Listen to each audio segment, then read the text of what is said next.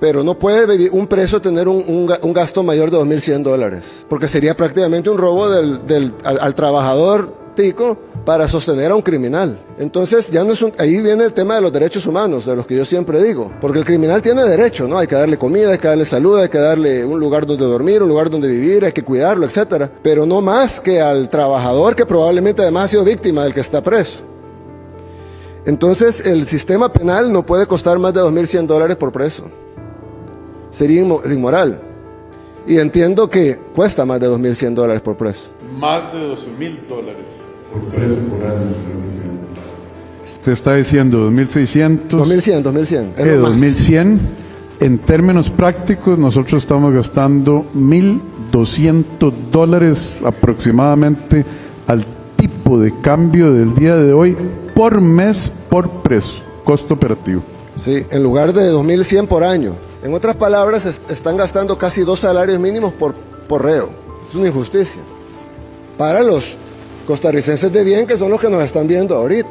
Entonces, definitivamente hay que hacer, nosotros, de nuevo, con la humildad del caso, porque muchísimas cosas, bueno, ya incluso hablamos con el presidente de algunas cosas que vamos a hacer, que hemos venido a aprender. Pero si en algo podemos ayudar es que el sistema penal debe reformarse.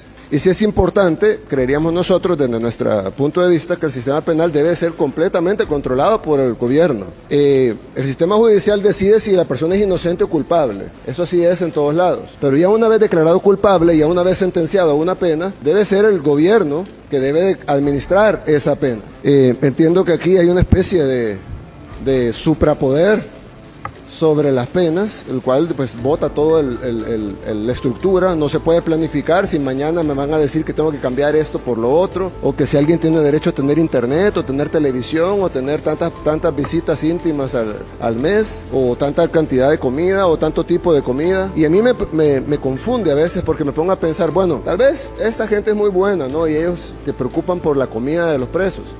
Y está bien, creo yo, que alguien tenga ese corazón y que a pesar de que sea un criminal que ha asesinado y que ha violado y que ha robado y que ha asaltado y que ha sido violento, etcétera, pero bueno, vamos a tener humanidad, ¿no? Y vamos a pensar en su comida. Pero habría que preguntarse cuántas veces esas personas se han preocupado por la comida de los costarricenses, o en mi caso, cuántas de esas personas que nos critican se preocuparon por la comida de los salvadoreños de bien, los trabajadores, los que a veces no les alcanza para poner suficiente proteína en el plato de sus hijos, o que a veces no les alcanza ni siquiera para comer, o para vivir en condiciones mínimas. Entonces, nosotros sí creemos que el control de las cárceles es vital. Incluso nosotros, antes de iniciar nuestra guerra contra las pandillas, que inició en el año 2022, ya desde el año 2019 iniciamos controlando las cárceles. Y sí sabemos que han hecho un buen trabajo en controlar las cárceles con las herramientas que les han dado, pero las herramientas no pueden ser limitadas, sobre todo en el control de algo tan básico como esto. Esto puede ser el lugar donde se ponen a los elementos de la sociedad que no deben de estar en las calles, y donde se controla el 100% de su movimiento, de su actuar, de su hacer, que no puedan salir órdenes de aquí, que no puedan dar órdenes de asesinar, que no puedan coordinar rutas de narcotráfico, que no puedan mandar chips o enviar, le llamamos huilas nosotros, que son los pequeños papelitos donde escriben instrucciones y las envían. O va a ser ese lugar donde se controla, o se van a convertir en cuarteles del crimen, como eran en El Salvador, en donde se transmitían por YouTube sus fiestas con prostitutas, con drogas, con luces de discoteca, dentro de los centros penales, y luego las transmitían en YouTube, y cualquiera puede buscar en YouTube los videos, y ahí va a haber videos del 2012, 2011, 2013, en YouTube de El Salvador, donde están bailando ahí las prostitutas en el centro penal, tienen striptease y todo. Entonces, eso no puede ser así. Los cárceles no pueden ser los cuarteles generales del crimen, tienen que ser los lugares donde se tienden esos elementos de la sociedad que se deben de sacar. Incluso nos decían que ellos tenían el proyecto para construir una cárcel. Yo les decía que las cárceles deben de ser construidas pensando en todo eso, en que nadie se vaya a escapar, en cómo se va a controlar, dónde van a salir, cómo van a entrar, cómo van a circular, cuáles son los anillos de seguridad que se van a tener, y sobre todo, ya que no todas las empresas hacen cárceles, debe de tener una forma amplia de contratación para poder hacer las cosas que se deben hacer y que salga en un presupuesto pequeño, pero bueno, eso ya sabrán las finanzas que tiene cada país. Nosotros hicimos la cárcel más grande de toda Latinoamérica para 40,000 reclusos a un costo bajísimo, pero fue básicamente porque la diseñamos nosotros, pues. La diseñamos pensando fuera de la caja y haciendo lo que se tenía que hacer. Y bueno, no estábamos inventando la rueda, pues cuántas cárceles no han habido en los últimos 1000 años como para tomar cientos de referencias excelentes para hacer un lugar del que nadie se puede escapar y que no pueda salir una orden. Lo otro es que hay que ponderar derechos. Y yo siempre he dicho que, por ejemplo, el derecho a la visita íntima, por ejemplo. Yo creo que estamos de acuerdo que los presos deberían de tener derecho a la visita íntima. Pero si le están utilizando para enviar órdenes, entonces ¿cuál derecho se contrapone a cuál? ¿Se contrapone el derecho al reo de tener 15 visitas íntimas? ¿O se contrapone el derecho al pueblo de no estar recibiendo órdenes de ese preso de ser asesinados? O de que un sicario vaya y los mate, o de que vayan a cobrarle lo que les debe de la droga, o que vayan a pelearse una plaza de droga, lo cual genera un tiroteo entre ellos mismos, pero que terminan matando a un niño. ¿Dónde está el derecho humano de ese niño a la vida, o el derecho humano de los padres a tener a su hijo vivo? Entonces, hay que contraponer, creo yo, es nuestra humilde opinión, cada país es soberano de hacer lo que ellos consideren correcto, pero sí, nosotros creemos que los derechos humanos son para todos, incluyendo los delincuentes, pero no todos los derechos son iguales y tampoco todos los recipientes de esos derechos son iguales. No es lo mismo la mujer que fue violada y asesinada, que debió haber sido protegida de no ser violada y asesinada, al derecho del violador y asesino. Es decir, a mí no me cabe en la cabeza, probablemente a alguien, a un estudioso de las cosas paradójicas, pudiera decir de que es más importante o es igual el derecho del violador y el asesino que el derecho de la violada y asesinada. Para mí no, para mí el derecho de proteger que esa mujer sea violada y asesinada está por sobre el derecho de él de violar y asesinar, que no tiene ningún derecho de hacerlo. Y el Estado debe aplicar todo lo que pueda para evitar que eso pase. A mí, no sé, yo creo que la mayoría de gente que nos está viendo piensa lo mismo. Y solo serán un grupito de locos que a veces están en las instituciones que tienen unas teorías que solo funcionan en papel, porque como decimos en El Salvador, no sé si lo dicen aquí también, el papel aguanta con todo, pero en la realidad no aplica. Y la realidad, pues aquí se ve, y hay que tomar acciones de acuerdo a esa realidad que se ve y que está. Yo se los dije ayer en las declaraciones a la prensa que dimos en la condecoración. Ustedes tienen una joya, Costa Rica es una joya en Latinoamérica, realmente lo es, en todo sentido, y deben de cuidarla. Y ustedes están teniendo los síntomas que El Salvador tuvo en los años 90, y están a tiempo de haber hecho lo que nosotros pudimos haber hecho en los años 90, que no fue tan duro como lo que tuvimos que hacer en el año 2022, pero hay que hacerlo, y para hacerlo se necesita tener a todos los órganos del Estado y a todos los actores políticos y a la sociedad en sí y a los medios de comunicación, si pueden colaborar, todos al unísono a tratar de apoyar, no le quieren llamar guerra, el combate a la delincuencia, al narcotráfico, a la inseguridad, porque al final ¿quién va a ganar? Ustedes y sus familias. Bueno, yo tengo familia aquí, pero pues la mayor cantidad de mi familia está en El Salvador. Pero los que ganan son ustedes y sus familias, sus hijos, sus amigos, sus compañeros de universidad, de colegio, de trabajo, los costarricenses de bien, los que pueden seguir construyendo este país tan lindo.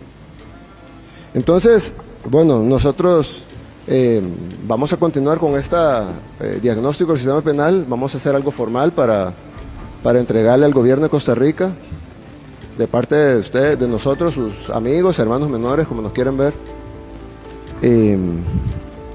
Y esperamos que ustedes tomen las medidas y escuchen a personas que ya sufrimos, no lo que ustedes están sufriendo, sino lo que ustedes todavía no están sufriendo.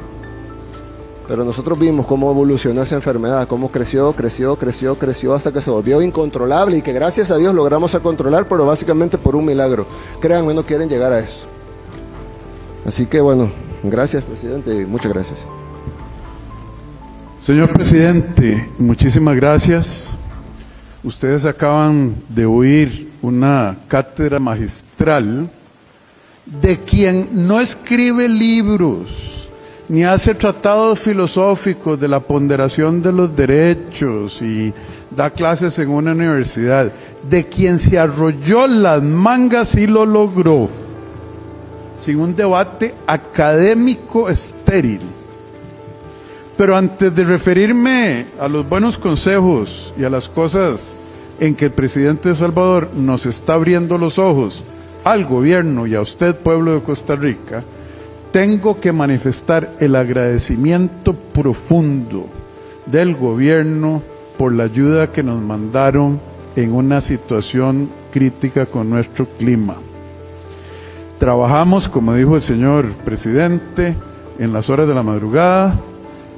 Imagínense ustedes la belleza que tiene o la capacidad de ejecución que tiene el presidente Bukele, que dice, de lo que iba para Valencia, ahora viene para Costa Rica. Nosotros hubiéramos tenido que ir al SICOP, a la Contraloría, a la Procuraduría, a no sé qué cuánto, y más bien llegamos al verano y lo que va a haber es falta de agua. Para poder enviar, para poder recibir, pasamos toda la madrugada. ¿Y quién va a inspeccionar los títulos académicos de los médicos para ver y pedirle permiso al colegio, etcétera? Costa Rica, nosotros trabajamos muy duro, todos los costarricenses y la gente del gobierno, pero la verdad es que eso es un desastre en que nosotros mismos agarramos la pistola y nos disparamos en los pies cuando queremos caminar hacia la prosperidad y se nos fue el sentido común. Un abrazo fraterno del pueblo de Costa Rica al pueblo salvadoreño, un abrazo, señor presidente, por esa colaboración, por su capacidad de ejecución y bueno, más tarde nos referiremos ya cuando no estén las visitas sobre cómo estamos manejando el tema climático en las horas más afectadas. Obviamente no le hemos quitado los ojos de encima. Yo le rogué al señor presidente que hablara el primero, para que no hubiese la menor duda de la verdad destilada que él nos cuenta. Y él es un hombre muy humilde, creo que es humilde de corazón porque de Dios así lo hace hacer más efectivo. Vean ciertas cosas que nos dijo el presidente Bukele en esta caminata. Primero, es la primera vez yo creo que viene un presidente en ejercicio de la República a este centro penal, excepto cuando Carlos Alvarado vino a inaugurar la prisión de Teflón de aquí a la par. Es la primera vez que no solo viene un presidente a ver la realidad, sino que trae a un presidente extranjero reconocido en el mundo como el que lo logró. Y de las cosas que nos decía, ellos construyeron el CECOT, se llama el Centro de Control del Terrorismo, 40,000 privados de libertad, y yo no se los tengo que describir a ustedes, compatriotas, porque lo hemos visto en abundancia en la internet, y eso ha circulado el mundo, como una innovación enorme. Bueno, voy a ser indiscreto, porque el gobierno de El Salvador pagó $100 millones por 32 manzanas y 8 manzanas de construcción. 32 manzanas de territorio y 8 de construcción. 32 de construcción y 200 de territorio. Qué dicha que estoy aquí con la par suya. 200 de territorio y 32 manzanas de construcción, 100 millones. Al señor ministro de... Más el equipo y el equipo tecnológico y el equipo de los guardias, etcétera, 115 millones. 115 Pero 100 la millones. Construcción, es correcto el dato que usted dio, 100 millones, 32 manzanas de construcción y 200 manzanas de territorio. Y a nosotros nos están ofreciendo un centro penitenciario que si lo lleváramos al SICOP ustedes saben qué es eso, el sistema de compras, nos costaría para 2.300 reclusos, ¿cuánto, ministro? $100 millones. ¿Y usted sabe cómo lo hicieron en El Salvador?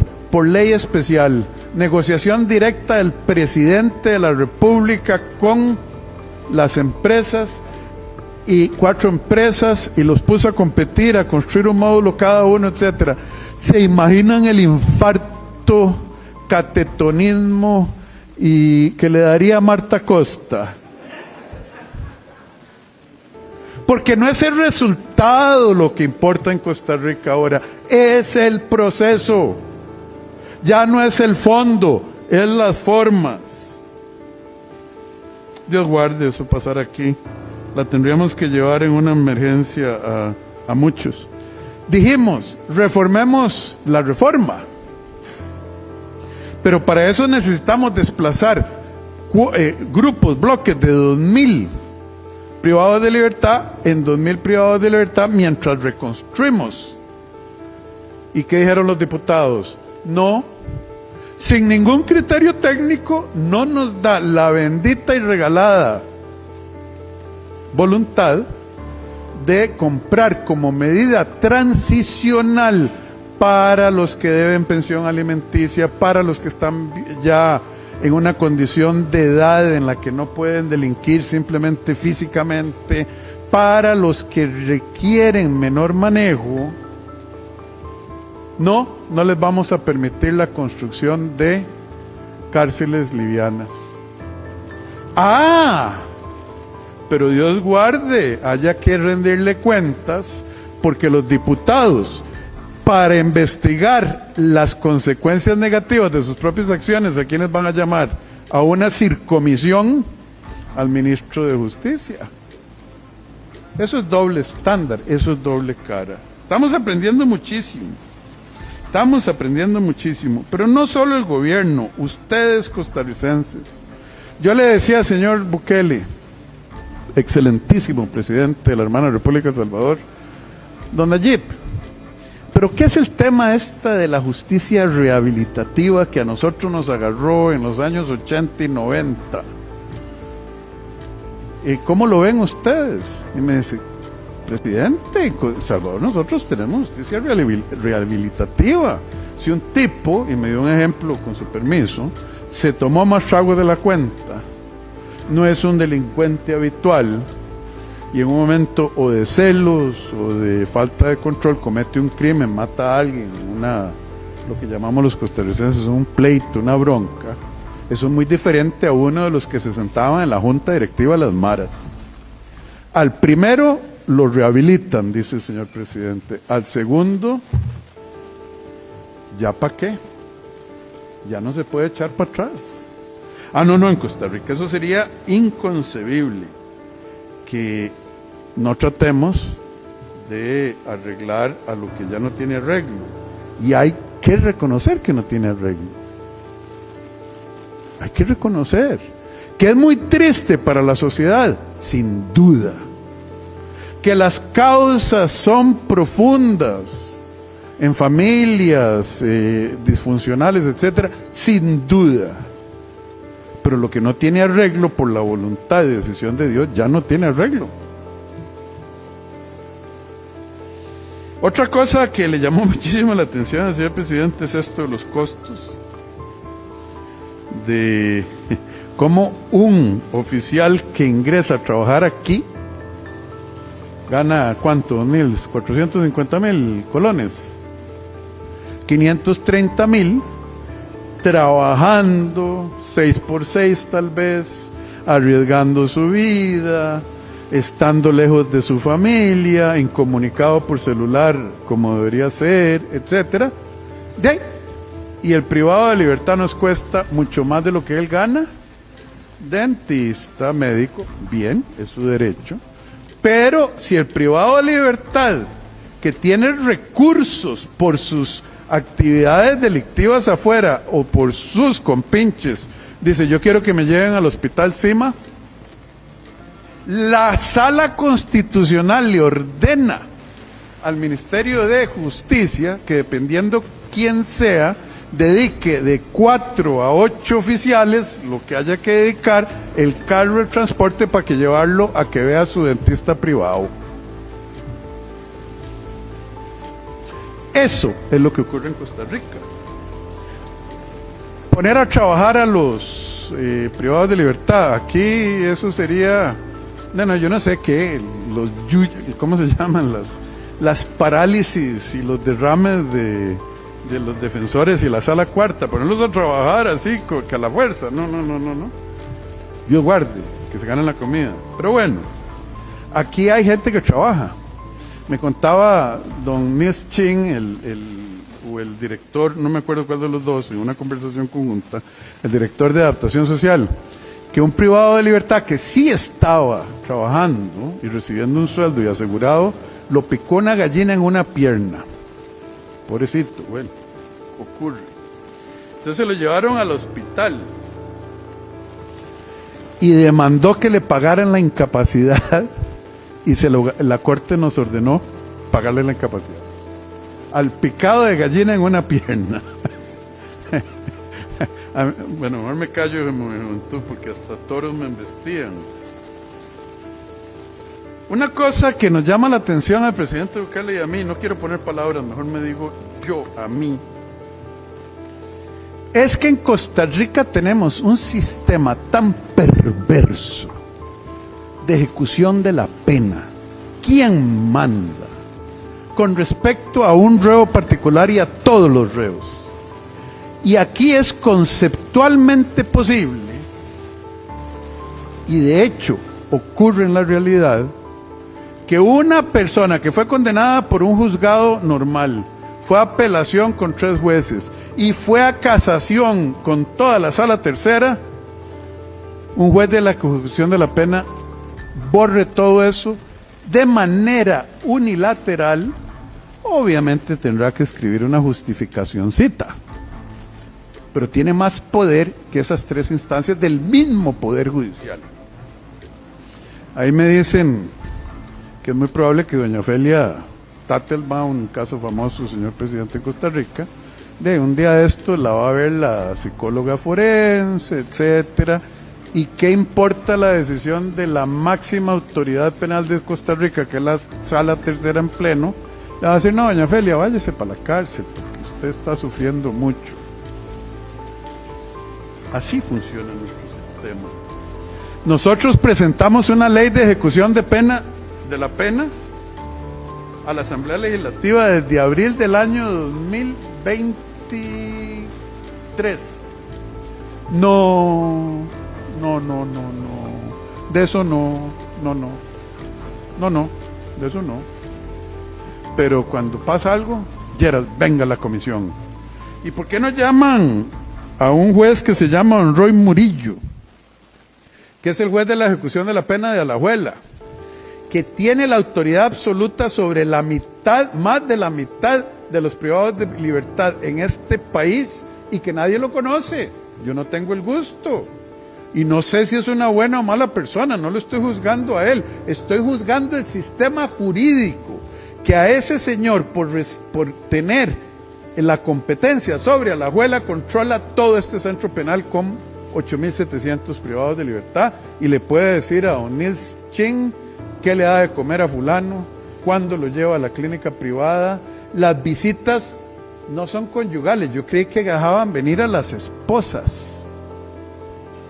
No, cualquier reo, qué palabra que antes se usaba, ahora es privado de libertad, puede mandar a pedir a una muchacha, por cualquier razón, la conozca o no la conozca. Y aquí le hace la investigación de que la señora o señorita no ponga riesgos, que tenga antecedentes penales, etcétera, y le dan el espacio. No es la esposa, no es la novia, no es la pareja, no, señores, cualquiera. Y ustedes saben cómo se llama eso ahí en el centro de San José. Yo no sabía. Me decían visita íntima, yo, conyugal. No, ya no son conyugales. Salvador las eliminaron todas. ¿Así es, presidente? No. Bueno, entonces alguien que tiene plata o que tiene amigos que tienen con plata, las veces que quiera, manda a traer a alguien.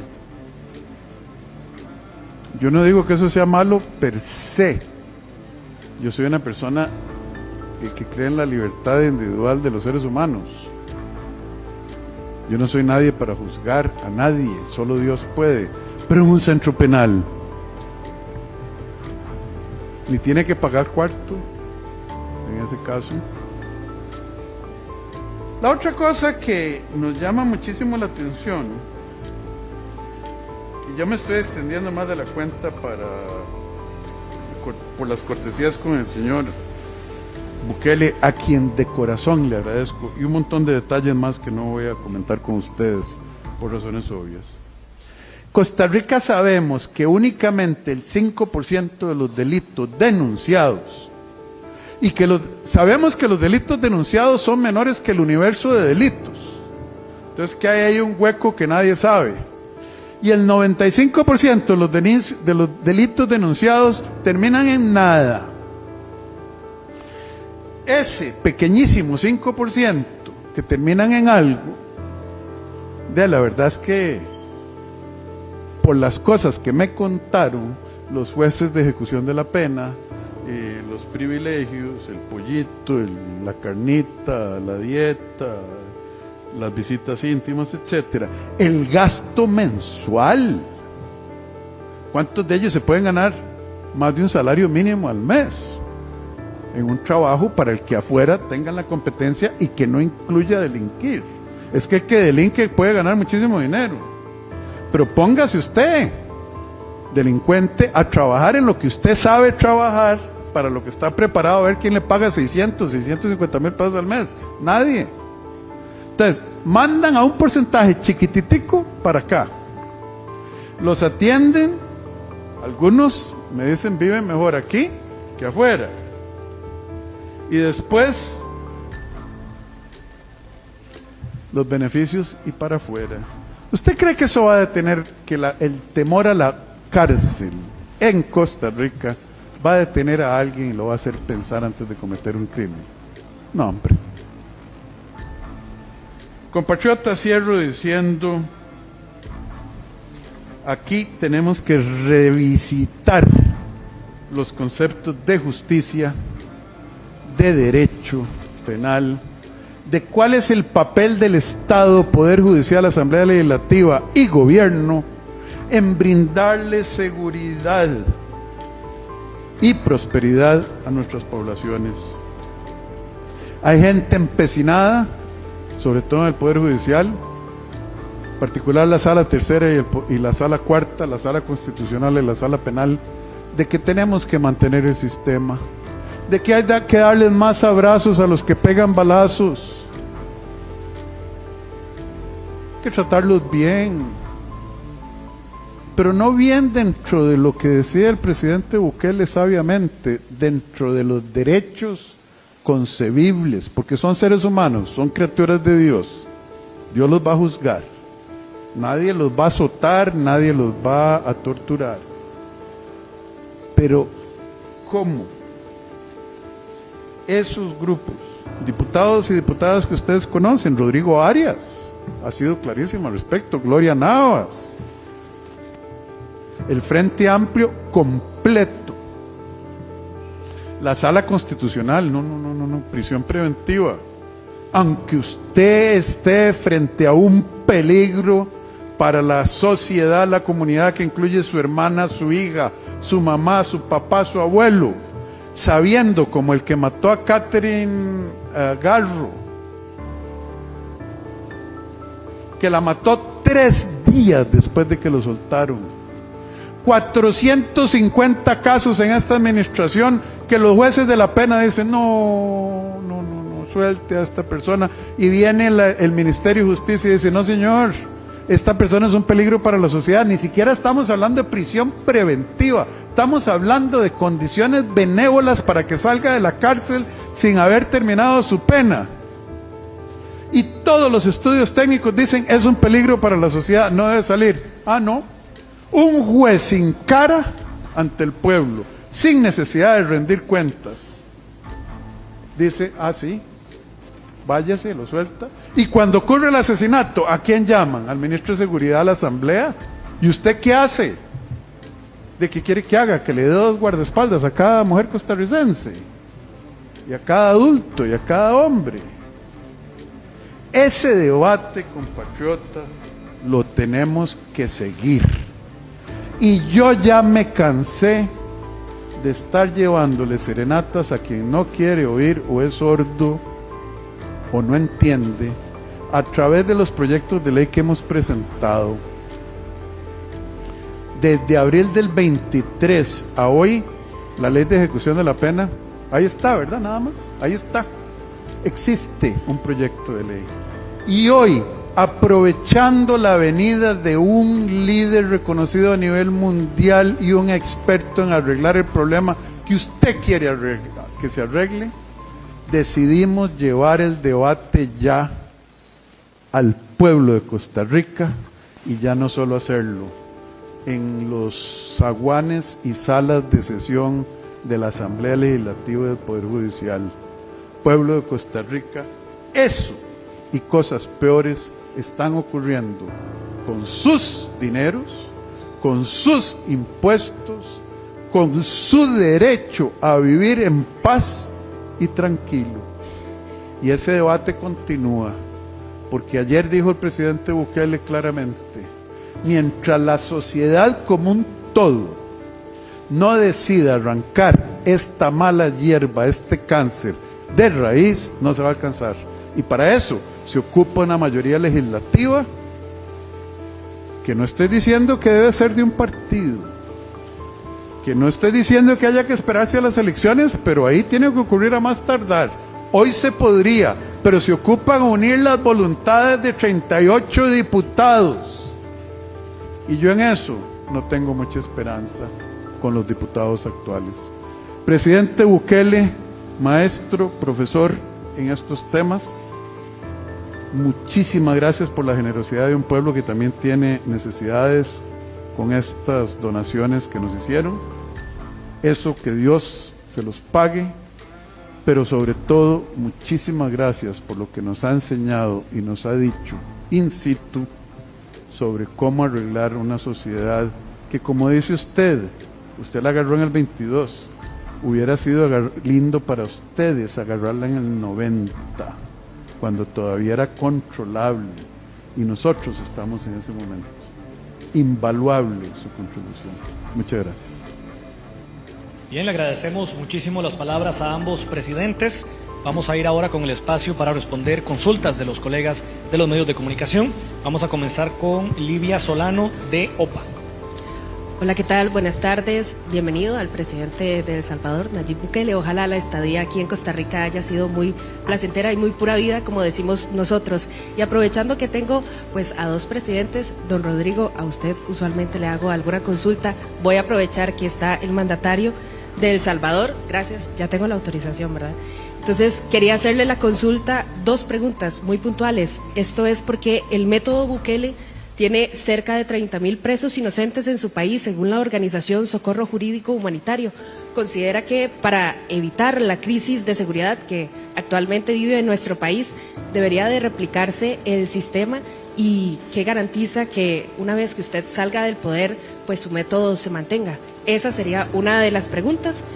Apenas me conteste esa, pues haría la segunda. Sí, muchas gracias. Como en todo país democrático siempre hay oposición.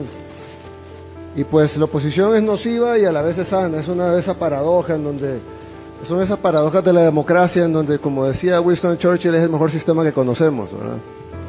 Y entonces en El Salvador tenemos oposición. Esa ONG que usted menciona es una ONG formada por exmiembros del FMLN, que además no solo son oposición del gobierno, digamos, ellos mismos lo dicen, sino que además fueron gobierno 10 años. Fue la década más sangrienta que vivió nuestro país. Llegamos a tener en el gobierno de ellos, de los miembros de Socorro Jurídico, de los que conforman la Junta Directiva de Socorro Jurídico, en su gobierno llegamos a tener 103 homicidios por cada 100,000 habitantes, que es la tasa de homicidios más alta de todo el mundo, más alta que Afganistán, más alta que Irak, más alta que cualquier país de África subsahariana, más África que cualquier lado, más África que toda Latinoamérica, más alta, perdón, que toda Latinoamérica, la más alta del mundo, la llegamos a tener en el gobierno de ellos. En el gobierno de ellos también hubo una tregua con las pandillas, en donde esos videos que salen, donde los pandilleros tenían prostitutas, fiestas con luces de discoteca, drogas, transmitían sus fiestas por internet. Fue en el gobierno de ellos, los de Socorro Jurídico, y esas ONGs no son los únicos, hay otra que se llama Cristosal también, que son del FMLN básicamente, de organizaciones de izquierda, y hay otras, un movimiento que se llama Movir también. Y ellos han inventado esta cifra de 30.000 inocentes, la cual yo les digo, bueno, obviamente en todo país del mundo no hay ninguna policía del mundo que sea perfecta. Y la razón de que no hay ninguna policía del mundo que sea perfecta, y cómo puedo afirmar eso, es porque en todo el mundo hay sistemas judiciales, y hay fiscales, y hay abogados defensores. Si las policías fueran perfectas y solo arrestaran 100% culpables, no habría necesidad de llevarlos a un juicio, donde hay un fiscal y un defensor y un juez, porque obviamente si el 100% son culpables, entonces mejor nos ahorramos el sistema judicial, nos ahorramos los fiscales, nos ahorramos las acusaciones, nos ahorramos las apelaciones y nos ahorramos los abogados defensores que cobran caro. Y la Procuraduría, no tendría sentido que exista, porque pues todos son culpables. Entonces es sabido que en El Salvador, como en Costa Rica, como en Francia, como en Alemania, como en Inglaterra, como en los Estados Unidos, hay inocentes capturados. Eso pasa en todos lados y parece un sistema judicial que los libera. Y me decía un reportero de la BBC del Reino Unido, me decía, sí, pero sus cifras son mayores que las nuestras, en porcentaje, por supuesto. Y lo claro, porque el Reino Unido no ha sido la capital mundial de los homicidios, éramos nosotros. Y si éramos la capital mundial de los homicidios es porque teníamos el mayor número de homicidas. Y si teníamos el mayor número de homicidas, obviamente tendremos el mayor número de presos homicidas. Y si tenemos el mayor número de presos, pues obviamente habrá un porcentaje de personas inocentes que han sido liberadas en su gran mayoría. Y hemos liberado 7.000 personas. Lo otro que es importante decir es que alguien dice, bueno, pero El Salvador ha metido a la cárcel al 1% de la población. Yo decía, no. Nosotros hemos liberado al 99% de la población que estaba en la cárcel. Porque en El Salvador todos estaban en la cárcel. Para los que conocen salvadoreños o tienen familia en El Salvador o tienen amigos salvadoreños o si no, pueden preguntarle a medios aliados, etcétera. Los salvadoreños estaban en la cárcel todos. No podían ir los niños a jugar, no podía alguien caminar por la calle, no podía ir un par de señoritas solas caminando por la calle, eso era impensable. Iban a ser violadas, les iban a arrancar la cabeza, iban a dejar las cabezas tiradas en un basurero. Entonces, nosotros no metimos preso al 1% de la población, nosotros liberamos al 99%. Obviamente, las operaciones no son perfectas y pues sin ninguna intención de dañar a una persona inocente, algunos inocentes pues obviamente fueron capturados de la misma manera que lo son en Francia, en Alemania, en Japón y en todos los países del mundo. Y estamos liberándolos, ya hemos liberado 8.000 personas y vamos a liberar el 100% de inocentes. Ahora yo le decía a un embajador, no voy a decir de qué país, pero yo le decía a un embajador que me decía eso, dice, porque hay que acelerar las liberaciones de los inocentes. Yo le digo, claro, embajador, pero usted cree que un país que comete error al capturar culpables no va a cometer error al liberar inocentes, porque el problema es que me dice, libéralos, pero si los liberamos se van a ir culpables, ahí van a ir a matar. Y yo le conté un caso en donde, yo le dije, le voy a contar un caso donde el Estado violó a una niña. Me dice, ¿cómo que el Estado violó a una niña? Sí, el Estado violó a una niña de 8 años y la mató. ¿Pero cómo fue así? Yo le dije, bueno, se capturó a un hombre por violación, ¿en qué año, ministro? Perdón, 2008. No. Se capturó a un hombre por violación en el año 2008. El hombre salió libre, o estuvo preso como 4 o 5 años, sale libre. Luego fue capturado de nuevo por violación en el año 2012. Luego salió libre, no le pudieron probar esa segunda violación, a pesar que había estado preso por la primera. Luego fue capturado una tercera vez. ¿O ya la tercera fue la nuestra? No. Luego fue capturado por lesiones a una mujer en 2014. Y ahí sí fue puesto, ahí sí lo condenaron. No, ahí salió libre de nuevo. Y luego, ya en nuestro gobierno, violó y mató a una niña. Entonces a esa niña, ¿quién la violó y la mató? Ese sujeto, claro, y ahora está cumpliendo una pena y nunca va a salir de la cárcel, nunca. Pero a esa niña también la violó y la mató el Estado. Y era una niña de 8 años. Para los que tienen hijas, piensen, o hermanas, piensen en sus hijas de 8 o de esa edad, que venga un sinvergüenza que estuvo 3 veces capturado por violación y lesiones a mujeres, o sea, un psicópata que odia a las mujeres, que viola a mujeres, que lesiona a mujeres. El Estado lo protegió sus derechos humanos, lo liberaron 3 veces y terminó violando y matando a una niña, hasta que este gobierno no ponderó sus derechos humanos, sino que ponderó los derechos humanos de esa pobre niña que no debió haber sido violada ni asesinada. Entonces, nosotros hemos recibido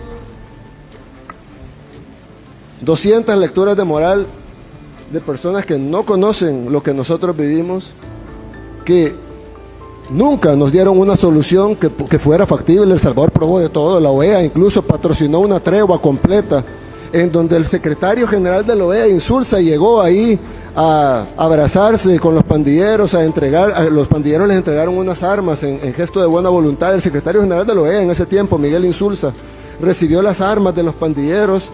Llegaron incluso sacerdotes a bendecir la tregua, le lavaron los pies a los pandilleros para hacer, de una manera farisea, algo que parece cristiano, pero no lo es, porque estoy seguro que Dios no quiere que se violen niñas y que se asesinen niñas de 8 años.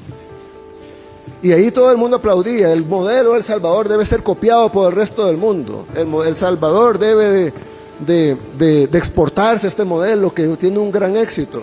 Y luego se supo todo lo que estaba detrás de esa tregua contra las pandillas, pandilleros que fueron entrenados, y ahí están las fotografías y los videos, pandilleros que fueron entrenados en los polígonos de tiro del ejército nuestro.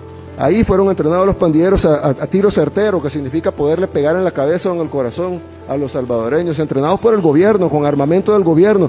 Se desaparecieron $2 millones de armamento del gobierno, en el gobierno anterior, del gobierno de esas personas que ahora están diciendo eso. Y por último, yo les digo que me den la lista de los 30,000 y que me digan cómo llegaron ellos a esa deducción sin haber, porque dicen hay que hacer juicio, ellos son de los que dicen que el proceso judicial no debe cortarse y debe de agotarse las instancias y llevarse las pruebas de cargo y de descargo. ¿Cómo ellos hicieron sin eso? Nosotros no podemos hacerlo, nosotros no podemos juzgar a alguien sin pruebas de cargo y descargo, sin un proceso judicial, pero ellos sí. Ellos ya determinaron que hay 30,000 inocentes sin cargo y descargo, sin pruebas, sin juicio, sin oír al fiscal, sin oír a los acusadores, sin oír a los abogados defensores, sin ver ninguna audiencia, sin escuchar los testimonios de nadie. Ellos ya, por sus poderes mágicos, han definido que hay 30,000 inocentes. Yo lo que les quiero decir es de que nosotros los escuchamos a ellos, no a ellos, pues porque ellos son del FMLN, pero sí escuchamos a muchas ONGs, supuestamente defensoras, y organismos supuestamente defensores de derechos humanos, y hicimos sus recetas, las aplicamos, pero luego de 150,000 salvadoreños muertos por las pandillas, y luego de que en un fin de semana mataran 87 salvadoreños, en un fin de semana, nosotros tuvimos una reunión a las 3, 4 de la mañana y decidimos pararlo. Y lo fuimos a parar y lo aniquilamos totalmente en la operación más exitosa en toda la historia de la humanidad, porque tuvimos 0 bajas civiles. Todas las operaciones de ese tamaño tienen centenares, si no miles de bajas civiles. Tuvimos 0 bajas civiles, tuvimos 8 bajas de nuestras fuerzas del orden, de héroes nuestros que cayeron en ese combate. Y tuvimos aproximadamente, ¿cuántos pandilleros habrán caído en la? 110 pandilleros. Entonces, haber eliminado el crimen del país con más crimen en el mundo, con 0 bajas civiles, 8 bajas de héroes de la fuerza pública y 110 pandilleros, es la operación más exitosa en toda la historia de la humanidad. Yo quiero contarle algo, señor presidente, con su permiso. Vea, presidente, ¿cómo decir esto? Usando la lógica que es impecable de que el Estado salvadoreño mató a esta niña de 8 años, en Costa Rica el Poder Judicial ha matado a miles de sicarios. Imagínense que aquí hay un solo caso famoso de un muchacho de 16 años, 16 años, que se llamaba Chiquilín, que lo detuvieron 20 a 30 veces y lo tenían involucrado en 10, 20 asesinatos. Y usted sabe y lo soltaban porque era menor de edad. Y usted sabe qué terminó los asesinatos de Chiquilín, que la banda contraria lo mató. Si no, ahí estaría. Ellos hicieron justicia. Ellos lo mataron. y nosotros lo agarrábamos y en horas lo soltaban. Y así le puedo dar una lista al pueblo de Costa Rica de los asesinatos que ocurrieron por eso. Y algo curioso, presidente. En mis 10 años en política, yo nunca he visto a un periodista preguntándole a un juez por qué liberó a un criminal. No lo he visto. Yo le decía ayer a un periodista muy reconocido, un periodista costarricense muy reconocido, ¿cómo se llamaba, presidente? Un señor mayor que me contó la historia de que él fue a El Salvador y que tomó unas fotografías de una masacre que hubo en El Salvador por parte del gobierno en 1970, en el gobierno de Molina. Pero fue ayer eso. Ayer sí, en la cena. No. Y entonces él, pues todo el tiroteo perdió sus rollos. Ah, sí señor, ya sé quién es, don Edgar Espinosa. Y entonces él fue donde el presidente de ese tiempo de El Salvador le dijo, me han quitado los rollos, y fueron, y bueno, no encontraron los rollos, pero me contó que cuando estaba en el avión, ya para venirse para Costa Rica, el avión no despegaba, decían, no, es que por órdenes no podemos despegar el avión. A la hora entraron unos militares al avión y le dijeron, aquí están sus rollos. Y ahí estaban todas las fotos de la masacre que había pasado ahí en El Salvador, y él vino a Costa Rica y publicó esos rollos, los publicó, y ganó premios por eso. Y entonces, un periodista íntegro, pues, que a pesar que era amigo del presidente, publicó los rollos que hablaban mal del gobierno del presidente, ¿no? Probaban que sí había habido una masacre. Pero lo que quiero decir es que yo le dije en eso, y me dijo, bueno, me dijo unas palabras bonitas, muy bonitas, pero yo le dije, lo felicito, porque personas como usted son las que mantienen aún el respeto al periodismo. Porque el periodismo, entiendo yo, y yo no soy periodista, y discúlpenme que me metan en algo, pero ustedes se meten en política. Discúlpenme que me metan en algo. Es tan importante la labor que hacen ustedes. Y la que población espera que ustedes le lleven no lo que le conviene al gobierno, ni tampoco lo que le conviene a la oposición, sino la verdad. Y la verdad bajo la lógica, bajo el sentido común. Y sobre todo, la verdad, no la verdad de un grupo, de una élite, sino la verdad de todos. La verdad que hace el bien para todos, en el caso de ustedes los costarricenses, en el caso de nosotros de los salvadoreños. Yo lo dije ayer, es tan importante que toda la sociedad, en su conjunto, esté a favor del bien y en contra del mal. Ya saldrá un intelectual a decir por qué es bien y qué es mal. Bueno, empiezan a teorizar todo hasta que nada es nada.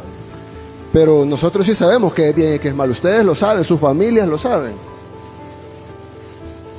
Algunos dueños de medios tal vez lo sepan. Tratemos de llevar la verdad a la gente. Porque ustedes hacen una labor importantísima, por eso estamos aquí frente a ustedes. Y creo yo que ustedes deberían de sumar a esa labor, porque si no nos ponemos todos de acuerdo, ellos sí están de acuerdo, ¿no?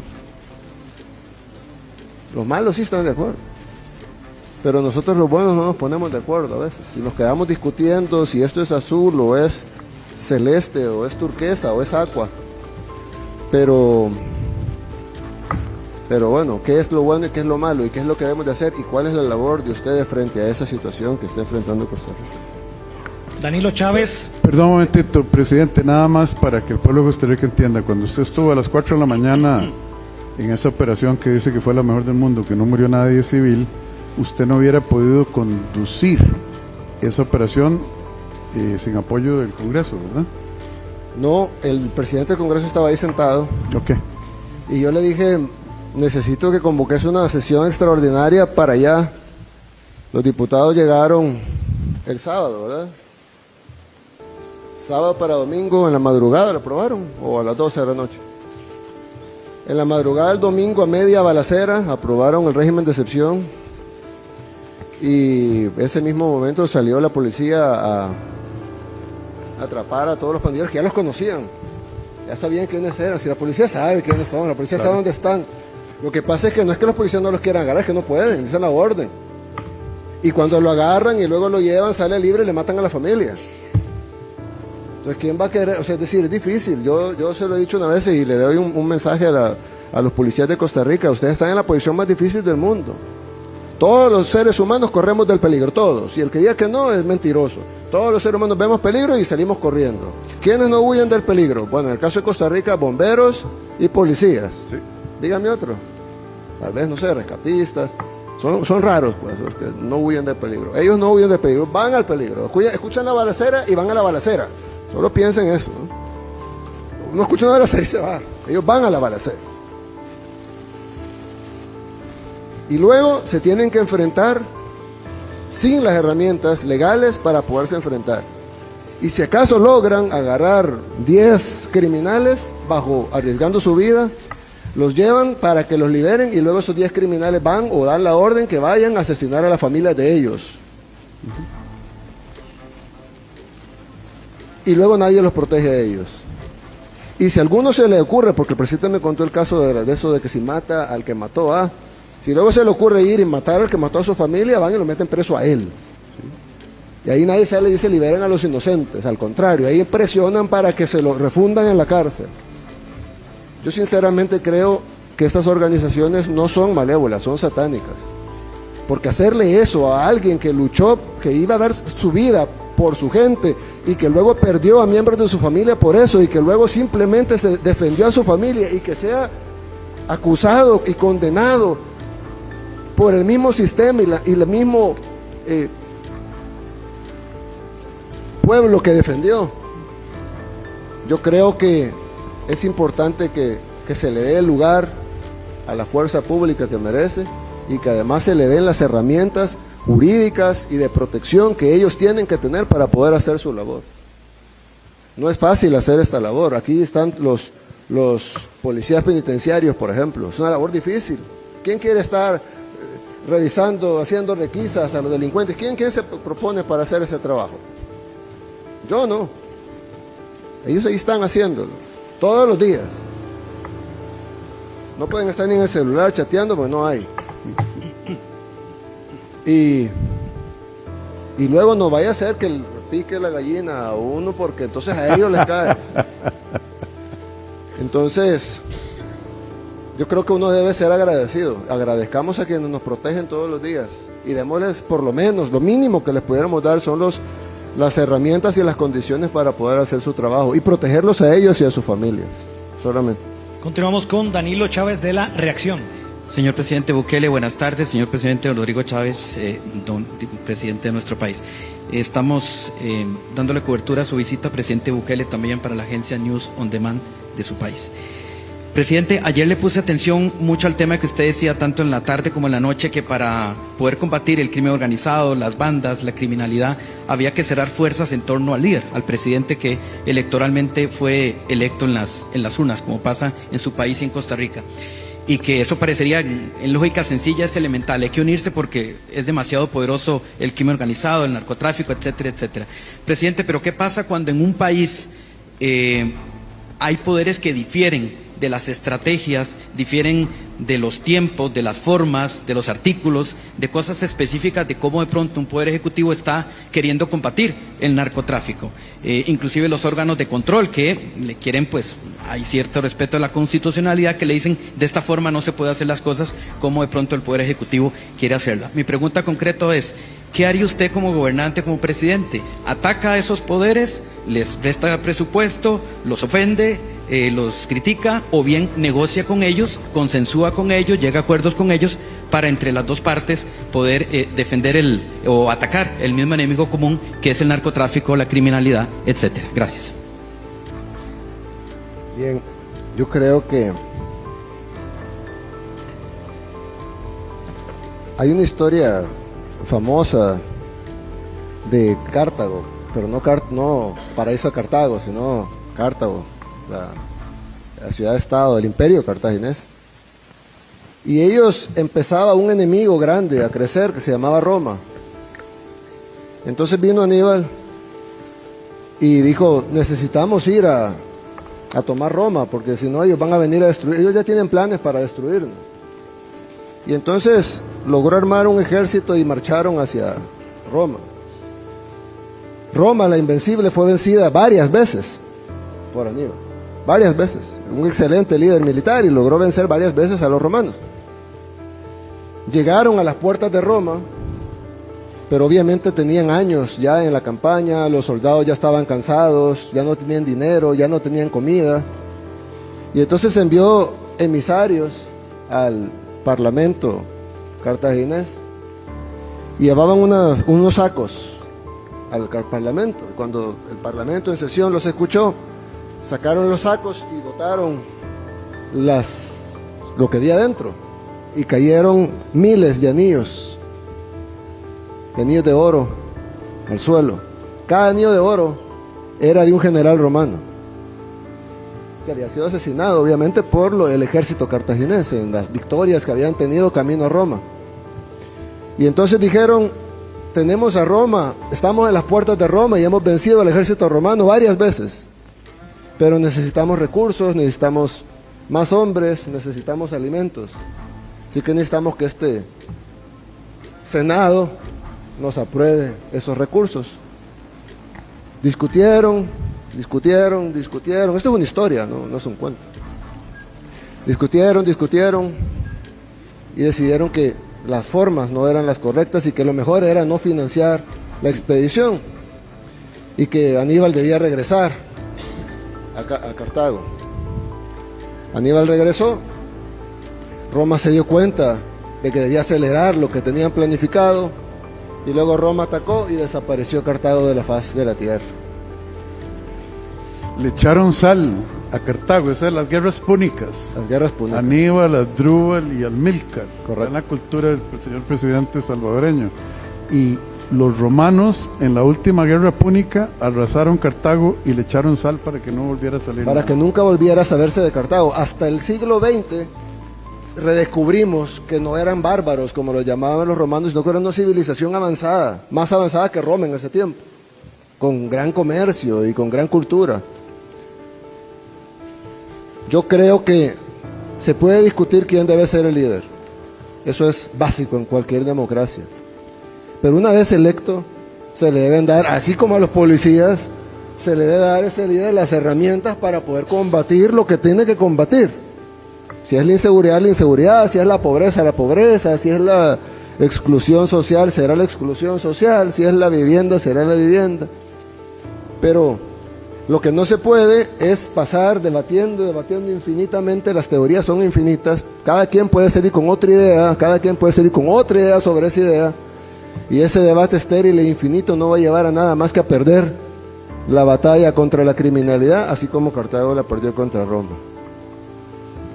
Continuamos con Daniel Parra de State TV. Saludos, señor presidente Nayib Bukele. Bienvenido, le reitero la visita. Presidente Nayib, don Nayib, ¿qué recomendaciones tiene para el señor presidente de la República, don Rodrigo Chávez, para el sistema penitenciario luego de esta visita histórica? Sabemos que está a 10 minutos de retirarse acá. Y por último, si me regalaría una fotografía con su persona. Con mucho gusto. Sí, bueno, ya algunas las mencioné. Creo que se necesita, es un régimen bastante permisivo, con eso de las visitas íntimas, no conyugales, sino íntimas. Ojo, conyugales no estamos hablando de moralidad, de que si está casado, no, la pareja, la novia, quien sea, ¿no? Pero tiene que haber alguna estabilidad ahí.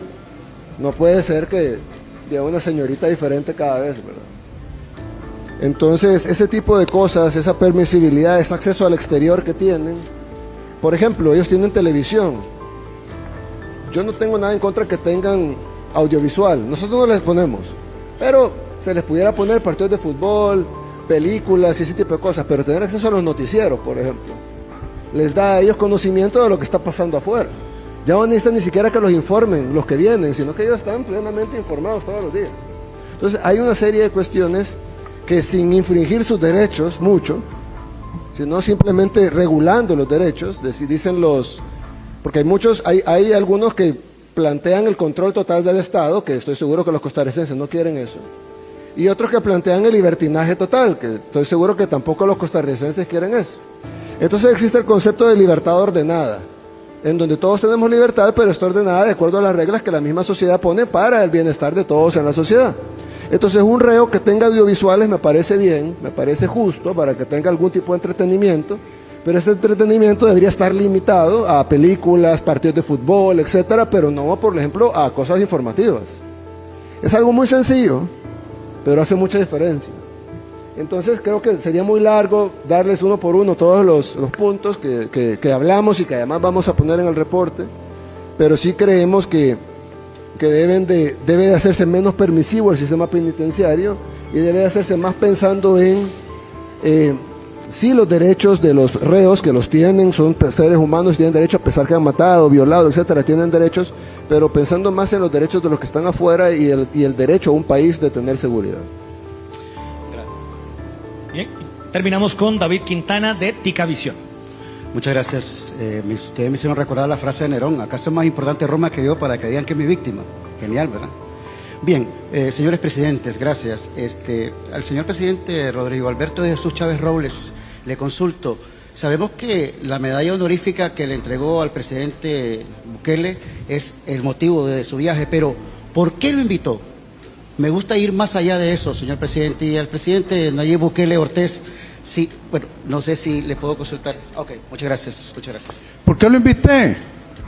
Yo creo que es obvio, claro, notorio, la contribución que Nayib Bukele Ortiz ha hecho en este viaje a Costa Rica.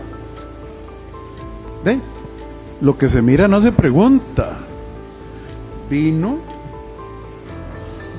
nos ha dado mensajes claves, nos ha dicho que la discusión es estéril por años de años de años, que aquí por dicha se acaba en el 26, en el 2026, para bien o para mal, yo no estoy prejuzgando el resultado, no nos va a llevar a corregir a lo que a El Salvador se le sembró en los años 90, germinó en los años 90, y dio su cosecha de fruta amarga y venenosa en los años 2020, cuando él vino a corregir lo que ya era un cáncer, no era un tumorcito. Nosotros todavía tenemos oportunidad, y yo no quiero decir que mis ministros no tienen la capacidad, pero oírlo de quién lo logró, por qué lo logró, el papel del Congreso, los cambios que hicieron en el Poder Judicial y los resultados que están a la vista del mundo. Para el pueblo de Costa Rica eso ha sido sumamente beneficioso. Por eso me tomé la libertad, me di cuenta que el excelentísimo señor presidente y yo compartimos aficiones. Nos vamos a poner a hablar de las guerras púnicas entre Cartago y Roma, los tres generales famosos, Amílcar, Asdrúbal y Aníbal. En San Salvador conversamos de la batalla de Gaugamela entre entre Alejandro Magno y Darío II, ¿verdad? Darío el Grande. Y que el señor tiene enorme sabiduría y credibilidad para hablarle al pueblo de Costa Rica. La condecoración se la merece, y se la merecía, y se la hubiéramos dado por los resultados que ha logrado. Esto, que pueda hablar directamente con un pueblo que necesita entender la naturaleza del debate estéril en la Asamblea Legislativa y en el Poder Judicial, es miel sobre hojuelas. Y le doy gracias a Dios que Él haya aceptado venir, porque yo creo que esto representa un punto de inflexión para nuestra sociedad. Gracias por su pregunta. Muchas gracias. Un aplauso para el señor Bukele, por favor. Bien, muchísimas gracias a todos los colegas de la prensa. De esta manera terminamos nuestra visita oficial aquí en